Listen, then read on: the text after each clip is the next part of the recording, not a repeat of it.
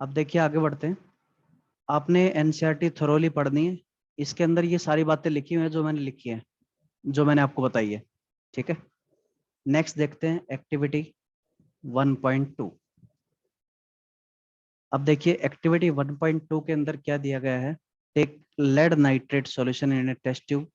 Lead nitrate solution हमने क्या किया, टेस्ट ट्यूब के अंदर लिया। लेड नाइट्रेट का फॉर्मूला क्या होगा। अब देखिए फॉर्मूला आपको 9th क्लास से आना चाहिए। वैसे फॉर्मूला किस तरह से बनाते हैं, लेड जो है +2 होता है, नाइट्रेट -1 होता है। ये 2 है, ये 1 है, क्रिस क्रॉस कर देंगे। ठीक है, मल्टीप्लाई करके इसको लिख देंगे। ये फॉर्मूला बन जाएगा लेड नाइट्रेट का। लेड नाइट्रेट के अंदर आपने क्या किया, add potassium iodide solution. Potassium iodide का फॉर्मूला क्या होता है, Ki। तो व्हाट डू यू ऑब्जर्व, इसमें आपने क्या ऑब्जर्व किया। तो ये भी एक सिंपल सी डबल डिस्प्लेसमेंट रिएक्शन है। यहाँ पे लेड के साथ में नाइट्रेट है, लेड के साथ में आयोडीन आ जाता है, ये बन जाएगा lead iodide. Lead iodide precipitate बनता है। तो कुल मिला के प्रेसिपिटेशन रिएक्शन है। यहाँ पे येलो कलर का प्रेसिपिटेट आपको मिलने वाला है। ठीक है, साथ में क्या मिलेगा, तो साथ में पोटासियम नाइट्रेट मिलेगा। Potassium nitrate is soluble in water. तो ये सॉल्यूशन में रह जाएगा आपका। ठीक है, ये सारे के सारे एक्वस होंगे। तो ये एक्टिविटी 1.2 है। हर एक एक्टिविटी के से रिलेटेड आपको ये इक्वेशन इस तरह से बना के लिखनी है। ठीक है, ये सेकंड एक्टिविटी है। थर्ड एक्टिविटी देखते हैं। हाँ बेटा, ये एक बात क्लियर है आपको, कहीं भी अगर दिक्कत हो तो पूछ लेना। ठीक है, अब देखिए आगे बढ़ते हैं। नेक्स्ट है activity 1.3। Take in few zinc granules. Zinc granule का मतलब होता है गोलियां छोटी छोटी। ठीक है, जिंक की छोटी छोटी गोलियां आपने ली। ये एक्सपेरिमेंट यहाँ पे दिखाया गया है। ठीक है, नीचे इसको मैं दिखाता हूँ आपको। आपने क्या किया है, जिंक ग्रेनुअल लिया कोनिकल फ्लास्क के अंदर, ये कोनिकल फ्लास्क दिखाया गया है। और ए टेस्ट ट्यूब, आप इस एक्सपेरिमेंट को टेस्ट ट्यूब के अंदर भी कर सकते हैं। एड डाइल्यूट हाइड्रोक्लोरिक एसिड और सल्फ्यूरिक एसिड। हाइड्रोक्लोरिक एसिड का मतलब होता है HCl और सल्फ्यूरिक एसिड का मतलब होता है H2SO4। ठीक है, तो इन दोनों में से कोई भी एसिड आप ऐड कर सकते हैं। एसिड ऐड करते वक्त आपने जो है थोड़ा सा ध्यान रखना। ठीक है, क्योंकि ये आपके स्किन को बर्न कर सकते हैं। Next, do you observe anything happening around the zinc granule. क्या आपको जिंक ग्रेनुअल्स के आसपास कुछ होता हुआ दिखाई देगा। टच द कोनिकल फ्लास्क और test tube, is there any change in temperature. तो ये एक्टिविटी है। अब देखिए एक्टिविटी के अंदर आपको क्या दिखता है, ये मैं बता देता हूँ आपको।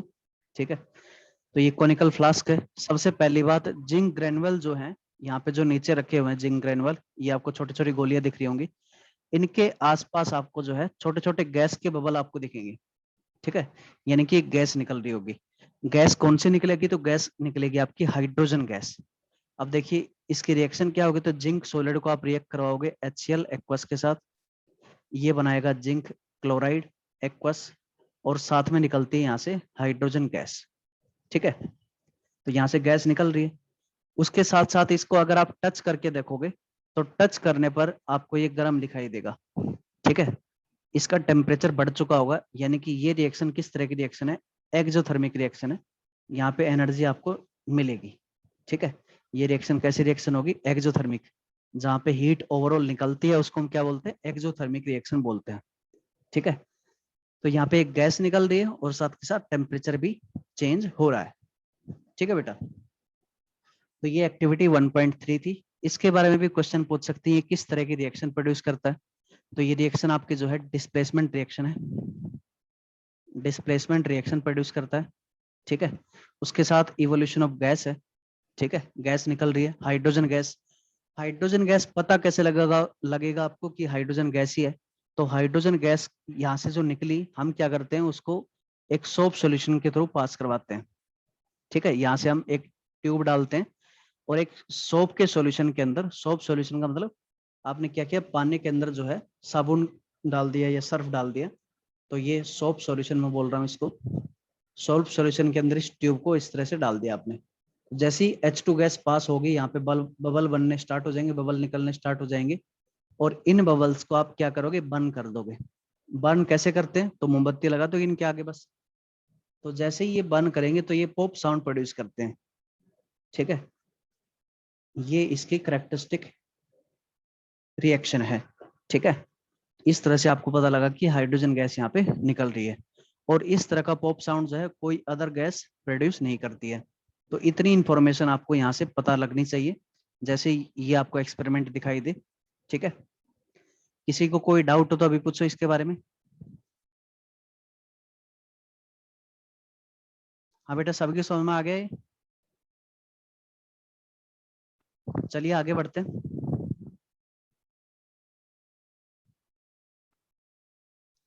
नेक्स्ट देखिए, केमिकल इक्वेशन क्या होती है। तो मैंने आपको बताया था किसी भी केमिकल चेंज को रिप्रेजेंट करने का तरीका होता है केमिकल इक्वेशन।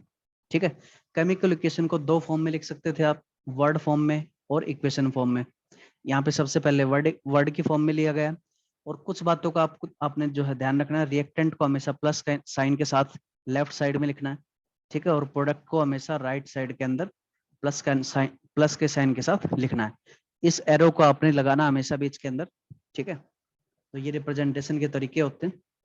उसके बाद देखिए, ये आपकी सिंबॉलिक फॉर्म है।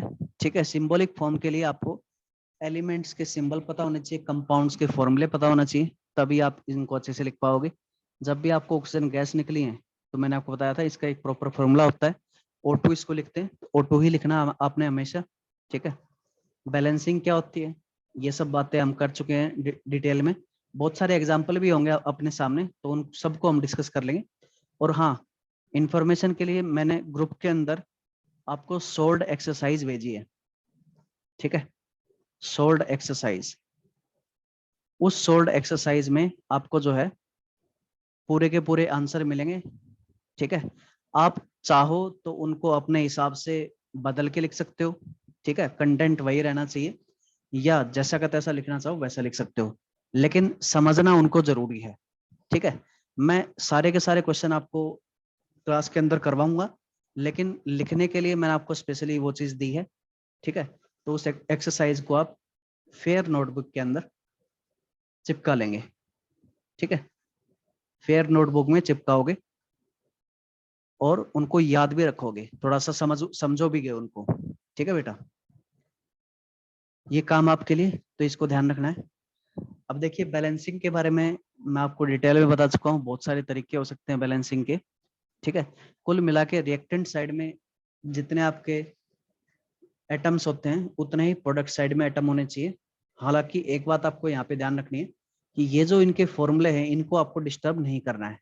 ठीक है, कुछ बच्चों ने नोटबुक में भी गलत लिखा लिखा हुआ था, तो वो स्पेशली ध्यान दें। इनके फॉर्मूले को डिस्टर्ब नहीं करना है, यानी कि एक इमेजिनरी डब्बा बना लो इनके चारों ओर, और इसके अंदर आपको नहीं घुसना है, इसको बाहर रहते हुए बैलेंस करना आपने। तो किस तरह से बैलेंस करेंगे, आयरन यहाँ पे 3 है, इधर 1 है, तो 3 बना दो, आयरन बैलेंस हो गया। ऑक्सीजन यहाँ पे 4 है, यहाँ पे भी 4 बना दो, हो गया बैलेंस। हाइड्रोजन यहाँ पे 8 है, और यहाँ पे भी 8 बना दो, हो गया बैलेंस। ठीक है, तो कुल मिला के बैलेंस्ड इक्वेशन क्या होगी, 3Fe + 4H2, H2 will be giving Fe3O4 + 4H2। ये आपके पास बैलेंस्ड केमिकल इक्वेशन होगी। ठीक है, इस तरह से आपने बैलेंसिंग करनी है। तो ये सारे तरीके आपने पढ़ने स्टेप बाय स्टेप, इनमें कंजूसी नहीं करनी आपने। ठीक है, अब आगे बढ़ते हैं। तो बैलेंसिंग के बारे में डिटेल में दिया गया है, एक आध क्वेश्चन जो है आपके जब भी सब्जेक्टिव टेस्ट होगा तो उसके अंदर डाला जा सकता है, तो उसके लिए तैयार रहना बेटा। ठीक है,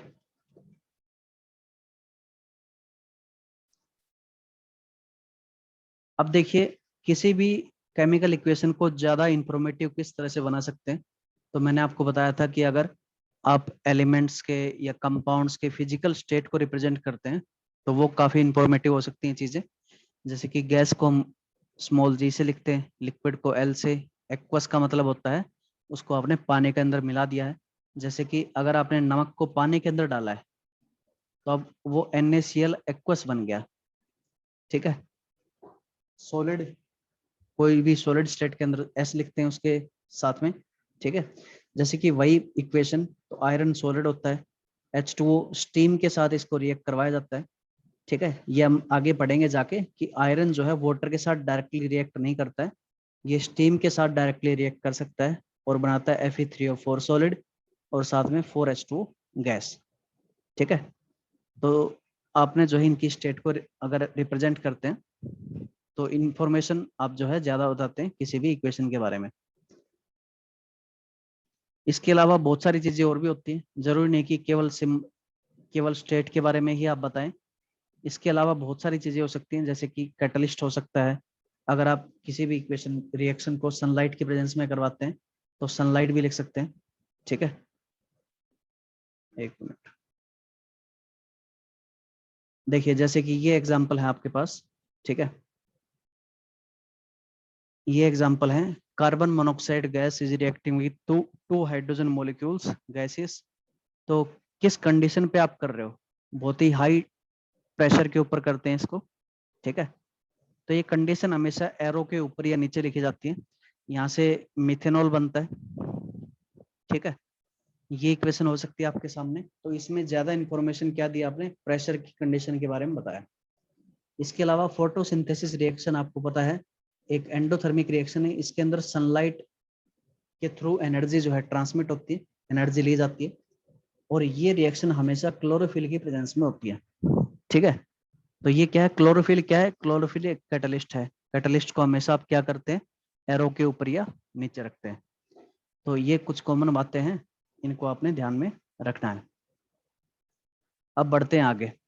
ये कुछ इन टेक्स्ट क्वेश्चन है, इनको हम यहीं पे सोल्व करके देख लेंगे। ठीक है, और एक्सरसाइज लिखने के बाद इनको भी आप लिखेंगे कॉपी के अंदर।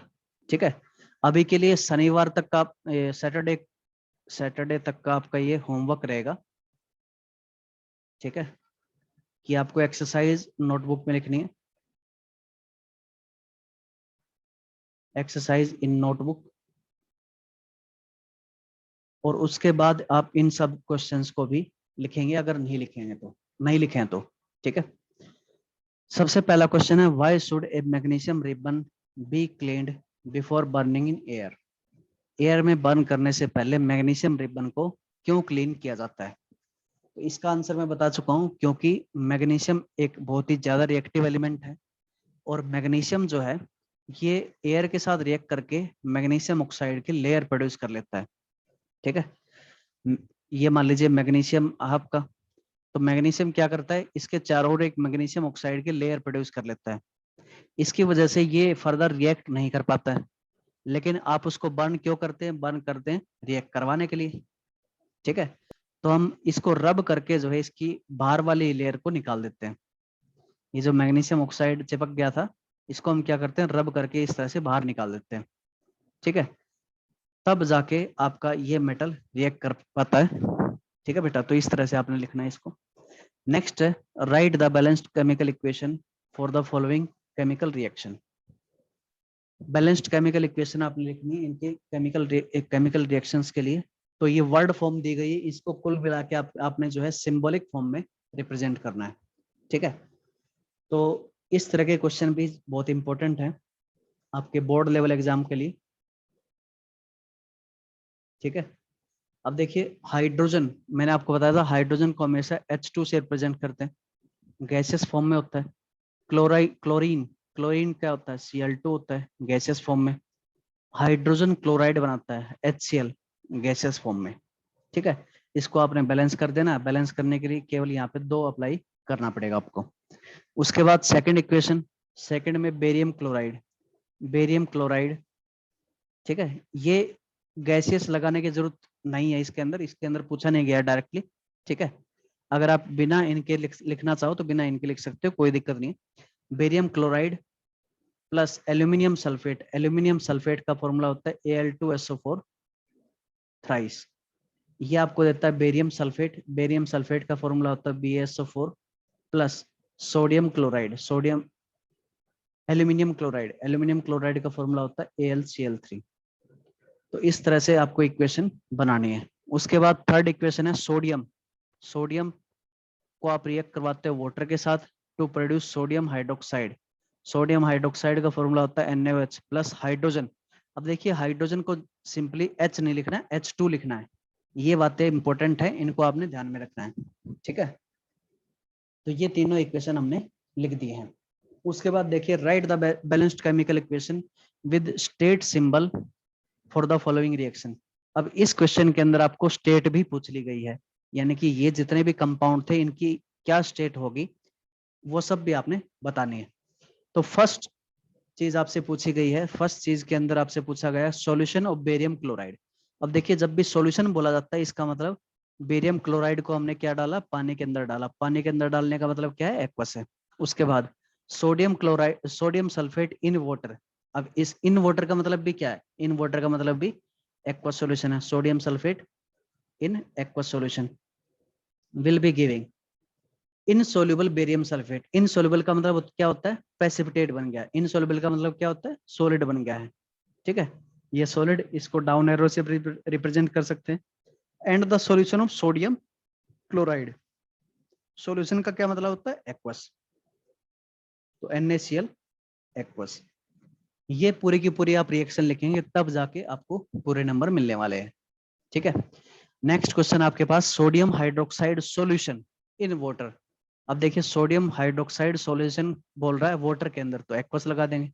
Plus react with hydrochloric acid. Hydrochloric acid का मतलब होता है एक्वस सॉल्यूशन, ये बोल रखा है इसके अंदर। To produce sodium chloride solution.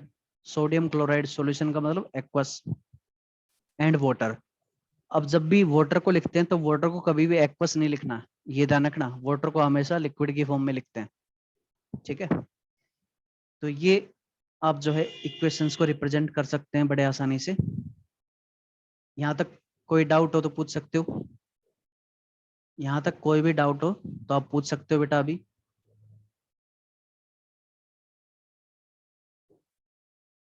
समझ आ गया सभी को? चलिए आगे बढ़ते हैं। नेक्स्ट देखिए टाइप्स ऑफ केमिकल रिएक्शंस। तो केमिकल रिएक्शन मेनली 5 तरह की होती है, ये हम पढ़ चुके थे। सबसे पहले पढ़ते हैं कॉम्बिनेशन रिएक्शन के बारे में। कॉम्बिनेशन रिएक्शन के अंदर हमने देखा था कि दो या दो से ज्यादा सब्सटेंस अगर कंबाइन करके एक सिंगल सब्सटेंस प्रोड्यूस कर देते हैं तो इस तरह की रिएक्शन को हम क्या बोलते हैं, केमिकल, ये इस तरह की रिएक्शन को हम कॉम्बिनेशन रिएक्शन बोलते हैं। ठीक है, कॉम्बिनेशन रिएक्शन का सबसे पहला एग्जांपल एनसीईआरटी बुक के अंदर आपको दे रखा है, ये कैल्शियम हाइड्रोक्साइड का बनना। ठीक है, यहाँ पे क्या किया गया है, एक्टिविटी 1.4 के अंदर take a small amount of calcium oxide, थोड़ा सा आपने कैल्शियम ऑक्साइड लिया, और क्विकलाइम। कैल्शियम ऑक्साइड का मतलब ही क्विकलाइम होता है। ठीक है, ये दोनों सेम चीजें होती हैं। इन्हें बीकर, बीकर के अंदर लिया आपने। ठीक है, यानी कि एक बीकर पहले लिया आपने, उसके अंदर कैल्शियम ऑक्साइड डाल दिया इस तरह से, ये कैल्शियम ऑक्साइड है। Slowly add water to this, इसके अंदर आपने क्या दिए, क्या किया, आराम आराम से पानी डाल दिया। ठीक है, तो यहाँ से आपने क्या किया, पानी डालना शुरू कर दिया। Touch the beaker as shown in figure 1.3, जैसे इसमें दिया गया थोड़ा सा टच करके देखेंगे। ठीक है, तो टच करने पर आपको पता लगेगा कि ये तो गर्म है। गर्म होने का मतलब क्या है, ये प्रोसेस कैसा है, एक्सोथर्मिक प्रोसेस है। ठीक है, तो ये जब कंबाइन करते हैं तो ये बनाता है कैल्शियम हाइड्रोक्साइड का aqueous solution, plus energy produce करता है यहाँ पे। ठीक है, तो ये इक्वेशन यहाँ पे दे रखी है। अब देखिए कैल्शियम हाइड्रोक्साइड को यहाँ पे हम बोलते हैं स्लेक्ड लाइम। ठीक है, ये क्या होता है, स्लेक्ड लाइम, और इस ओवरऑल प्रोसेस को हम स्लेकिंग ऑफ लाइम बोलते हैं। ये जो हमने प्रोसेस किया है, कैल्शियम ऑक्साइड डाल के उसके अंदर पानी ऐड किया है, इस प्रोसेस को हम क्या बोलेंगे, स्लेकिंग ऑफ लाइम। ठीक है, अब देखिए कैल्शियम हाइड्रोक्साइड जो है, इसके अपने आप में दो नाम हैं। एक तो हम बोलते हैं स्लेक्ड लाइम। स्लेक्ड लाइम तब बोलते हैं या तो ये सॉलिड की फॉर्म में, या अमाउंट ऑफ वाटर लेस हो। ठीक है, पानी की अमाउंट अगर कम है तो इसको स्लेक्ड लाइम बोलते हैं, या इसको हम बोलते हैं लाइम वाटर। लाइम वाटर कब बोलते हैं, तो लाइम वाटर तब बोलते हैं जब इसके अंदर बहुत सारा पानी ऐड कर दिया गया हो। ठीक है, या इसको हम बोल सकते हैं डाइल्यूट सॉल्यूशन हो,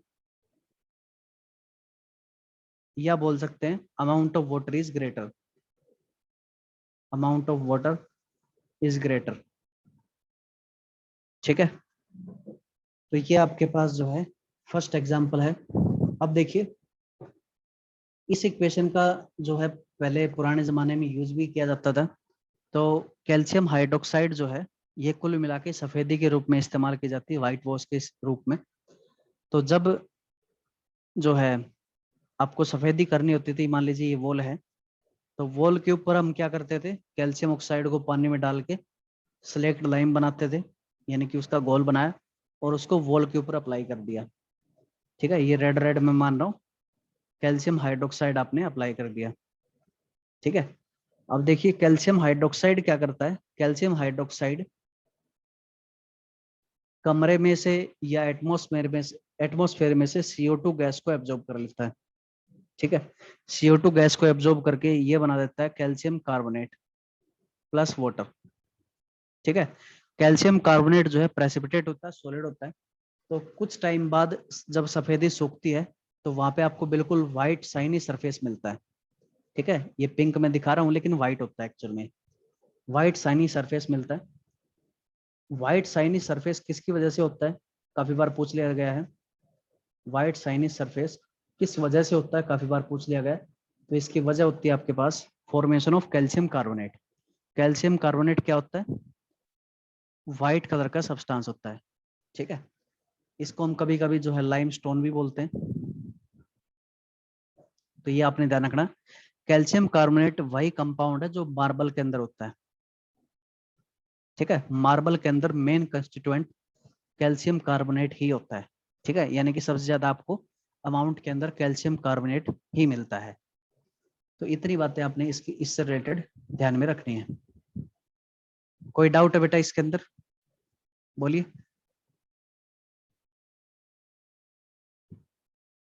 इस रिएक्शन में अगर कोई भी डाउट हो तो पूछ सकते हो अभी। चलिए आगे बढ़ते हैं।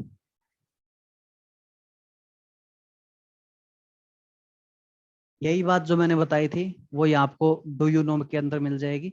ठीक है, ये आप पूरी की पूरी पढ़ लेना, जो मैंने बताया वही का वही आपको सेम टू सेम मिल जाएगा। अब आगे बढ़ते हैं। नेक्स्ट देखिए, कुछ और कॉम्बिनेशन रिएक्शन के एग्जांपल हो सकते हैं। कॉम्बिनेशन वैसे हमने 3 तरह का पढ़ा था। ठीक है, जहाँ पे एलिमेंट और एलिमेंट कंबाइन करते हैं। ठीक है, एलिमेंट प्लस एलिमेंट, उसको हम कभी कभी सिंथेसिस रिएक्शन भी बोल देते हैं। सिंथेसिस रिएक्शन, रेजोनेंस के मटेरियल के अंदर आपको सिंथेसिस रिएक्शन मिलेगी। तो सिंथेसिस का मतलब होता है कॉम्बिनेशन, एक type of combination reaction in which two element combine to form a compound. ठीक है, कार्बन एलिमेंट की फॉर्म में, ऑक्सीजन एलिमेंट की फॉर्म में, ये दोनों कंबाइन करके क्या बना रहे, CO2 बना रहे हैं। ठीक है, उसके अलावा हाइड्रोजन गैस को ऑक्सीजन गैस के सब साथ जब रिएक्ट करवाया जाता है तो H2 बनाता है। ये भी एक आपके पास सिंथेसिस रिएक्शन कहला सकती है। अब आगे बढ़ते हैं, नेक्स्ट देखते हैं। ये सारे की सारी रिएक्शन पढ़ लेना, एक्सोथर्मिक एंडोथर्मिक कौन कौन सी होती हैं। ठीक है, वैसे सारे के सारे एग्जाम्पल हम पढ़ चुके हैं अच्छे से। नेक्स्ट देखते हैं, नेक्स्ट रिएक्शन आपके पास डीकम्पोजिशन रिएक्शन। डीकम्पोजिशन रिएक्शन का मतलब होता है आपके पास एक सिंगल सब्सटेंस है। ठीक है, आपके पास क्या है, एक सिंगल सब्सटेंस है, उसको आप कन्वर्ट करते हैं दो या दो से ज्यादा सब्सटेंस के अंदर। ठीक है, टू और मोर सब्सटेंस के अंदर इसको आप जो है कन्वर्ट कर देते हैं, ब्रेक कर देते हैं। अब generally decomposition reaction energy intake से होता है। ठीक है, यानी कि एनर्जी आपको देनी पड़ती है डिकम्पोजिशन के अंदर। लेकिन कुछ रिएक्शन ऐसी होती हैं जिनके अंदर एनर्जी निकलती भी है, यानी कि एक्सोथर्मिक रिएक्शन भी हो सकती है। उसके एग्जांपल मैंने आपको बताया था, एटीपी जब एडीपी के अंदर कन्वर्ट होता है, फॉस्फेट ग्रुप निकलता है तो वहां से एनर्जी रिलीज होती है। ये रिएक्शन अपने शरीर के अंदर होती है। ठीक है, एडीपी का मतलब होता है एडोनोसिन ट्राइफॉस्फेट और एडीपी का मतलब होता है एडोनोसिन डाइफॉस्फेट। पीआई का मतलब होता है फॉस्फेट ग्रुप। ठीक है, फॉस्फेट का मतलब क्या होता है, PO4 3 नेगेटिव। तो ये जब रिएक्शन होती है तो इसके अंदर एक सिंगल सब्सटेंस दो सब्सटेंस के अंदर कन्वर्ट होता है और यहाँ पे एनर्जी निकलती है, यानी कि ये क्या है, एक्सोथर्मिक रिएक्शन का एग्जांपल है। लेकिन जनरली अगर आप देखोगे तो generally this is endothermic reaction. तो देखिए, एंडोथर्मिक रिएक्शन अगर है ये जनरली तो एनर्जी ट्रांसफर के 3 मोड हो सकते हैं। पहला है आपके पास हीटिंग का, दूसरा आपका लाइट का, और तीसरा आपका इलेक्ट्रिसिटी का। ये 3 मोड हो सकते हैं एनर्जी ट्रांसफर के। हीटिंग अगर करते हैं तो इसको हम बोलते हैं thermal decomposition, thermal decomposition. Light अगर आप डालते हैं तो इसको हम बोलते हैं फोटो डिकम्पोजिशन। अगर इलेक्ट्रिसिटी आप डालते हैं तो इसको हम बोलते हैं इलेक्ट्रोलाइटिक डिकम्पोजिशन या इलेक्ट्रोलिसिस। इलेक्ट्रोलाइटिक डिकम्पोजिशन और इलेक्ट्रोलाइसिस। तो ये 3 मोड हो सकते हैं। सबसे पहला मोड देखते हैं थर्मल डिकम्पोजिशन। थर्मल डिकम्पोजिशन में हीट के थ्रू जो है एनर्जी ट्रांसफर की जाती है। इस एक्सपेरिमेंट में दिखाया गया है कि फेरस सल्फेट के क्रिस्टल को अगर आप हीट करते हैं, ठीक है, यहाँ पे एक बॉइलिंग ट्यूब के अंदर, ये एक प्रॉपर मेथड दिखाया गया है किस तरह से आपको हीट करना है, ठीक है। इस टेस्ट ट्यूब का माउथ जो है आपसे दूर रहना चाहिए। टेस्ट ट्यूब या बॉइलिंग ट्यूब हो सकती है। एक्चुअली टेस्ट ट्यूब और बॉइलिंग ट्यूब जो है एक ही तरह के दिखते हैं। टेस्ट ट्यूब थोड़ी सी पतली होती है, ठीक है। टेस्ट ट्यूब जो होती है ये थोड़ी सी पतली होती है, और बॉइलिंग ट्यूब इससे थोड़ी सी मोटी होती है, दिखती है एक जैसी है। ये है बॉइलिंग ट्यूब।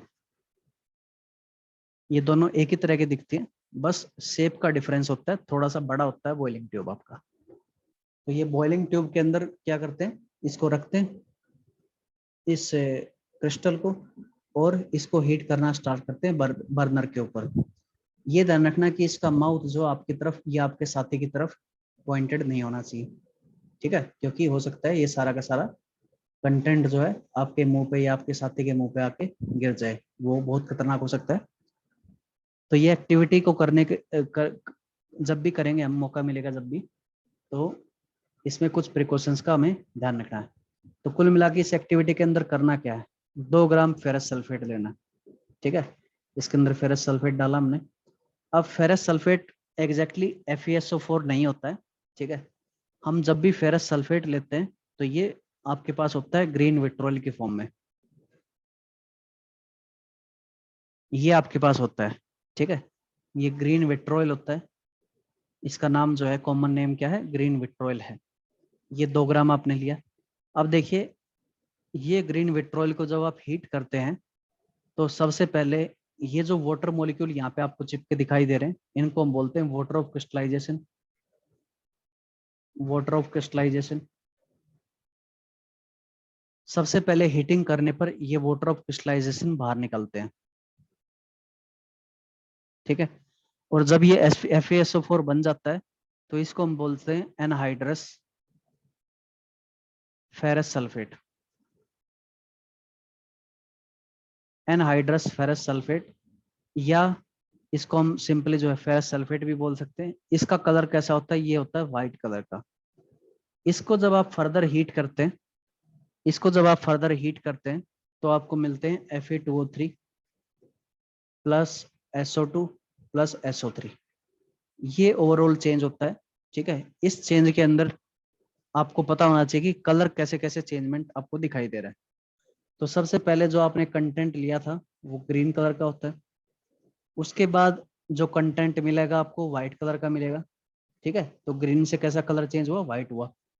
उसके बाद व्हाइट को जब आप फर्दर हीट करोगे तो ये होता है ब्राउन कलर का, ठीक है। रस्ट का फॉर्मूला कुछ ऐसा ही होता है, Fe2O3.XH2O। तो ये कैसा हो जाता है, ब्राउन हो जाता है। तो ग्रीन व्हाइट टू ब्राउन, ये कलर चेंज आपको दिखाई देता है। इतनी बातें आपने ध्यान रखनी है, ठीक है। उसके साथ साथ ये इक्वेशन, अगर आप इसको देखोगे, डिकम्पोजिशन है, थर्मल डिकम्पोजिशन है, बिल्कुल ठीक है, कोई दिक्कत नहीं है। लेकिन इसके साथ साथ ये एक रेडॉक्स रिएक्शन भी है। रेडॉक्स रिएक्शन का पता कैसे लगता है, तो ऑक्सीडेशन नंबर के हिसाब से चलते हैं। आयरन +2 में है, सल्फर +6 में, आयरन +3 में चला जाता है, और सल्फर +4 में चला जाता है। आयरन में चेंज हुआ, सल्फर में चेंज हुआ। तो अगर ऑक्सीडेशन नंबर का चेंज होता है तो इस तरह की रिएक्शन को हम क्या बोलेंगे, रेडॉक्स रिएक्शन बोल देंगे यहाँ पे। तो कुछ ये इंपॉर्टेंट बातें हैं, ये आपको चीजें निकालने खुद से, ठीक है, कि इसके अलावा इसका और क्या नाम हो सकता है। अब देखिए SO2 और SO3, ये दोनों गैसेस निकलते हैं। SO2 and SO3 both are burning sulphur smell. दोनों के पास जो है बर्निंग सल्फर स्मेल होती है, ठीक है, यानी कि जैसे सल्फर बर्न करता है, थोड़ा सा अजीब सा लगेगा आपको, ठीक है, वैसे ही स्मेल SO2 और SO3 दोनों गैसेस के आते हैं। तो पता कैसे लगेगा कि ये दोनों गैसेस जो है अलग अलग हैं? तो देखिए कुल मिला के SO2 और SO3 जो है दोनों अलग अलग टेस्ट देती हैं। अलग अलग टेस्ट क्या देती है? तो SO2 जो है it can decolourise KMnO4, it can decolourise acidified KMnO4, ये टेस्ट होता है, ठीक है। But SO3 can not, SO3 can not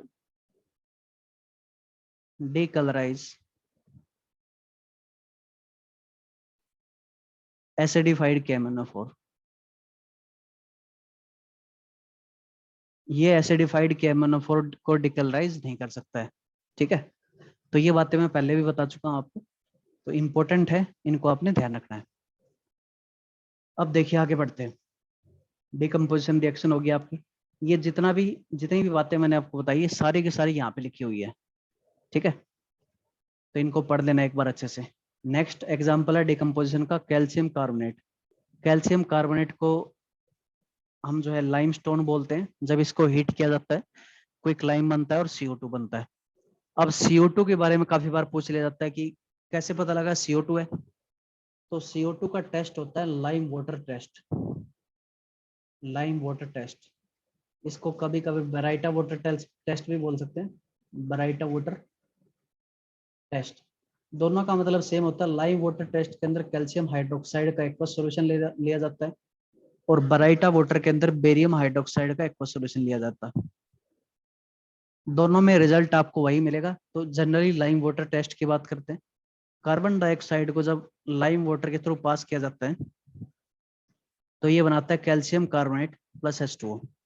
calcium carbonate कैसा होता है? व्हाइट कलर का सॉलिड होता है। तो मिल्कीनेस अपीयर हो जाती है, ठीक है, जैसे इसको टेस्ट को करते हैं तो मिल्कीनेस अपीयर होती है आपके सॉल्यूशन के अंदर। लेकिन फर्दर अगर CO2 पास किया आपने तो फर्दर CO2 पास करने के बाद ये बन जाता है calcium bicarbonate. Calcium bicarbonate is soluble in water. इसका मतलब जो मिल्कीनेस अपीयर हुई थी वो धीरे धीरे खत्म होने लग जाती है। ये इसका कंफर्मेटरी टेस्ट होता है। इसके अलावा carbon dioxide also cannot decolorize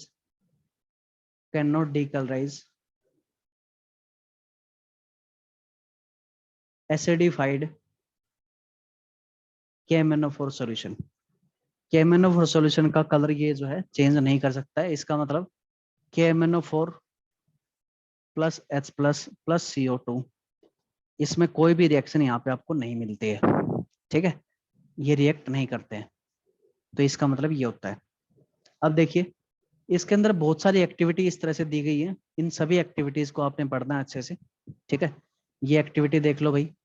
lead nitrate की यहाँ पे हीटिंग की जा रही है। लेड नाइट्रेट की हीटिंग के अंदर लेड नाइट्रेट की हीटिंग के अंदर आपको मिलता है यहाँ पे लेड ऑक्साइड येलो कलर का सॉलिड, ठीक है, NO2 निकलता है और O2 निकलता है। NO2 का क्या टेस्ट है? तो ब्राउन गैस है सबसे पहली बात। तो दूसरी बात, ये किस तरह से रिएक्ट करता है ये भी आपको पता होना चाहिए, ठीक है। NO2 गैस जो है वाटर के अंदर अगर आप डालते हो तो एसिडिक सॉल्यूशन प्रोड्यूस करता है। ये दो बात हो गई। और भी बहुत सारी चीजें मैंने आपको लिखवाई थी, एक बार देखना उनको। आज के लिए इतना ही करते हैं, ठीक है, टाइम अपना हो चुका है। और जो क्वेश्चन मैंने आपको दिए ग्रुप के अंदर उनको कृपया करके लिख ले, ठीक है, इंपॉर्टेंट आपके लिए। जब भी टेस्ट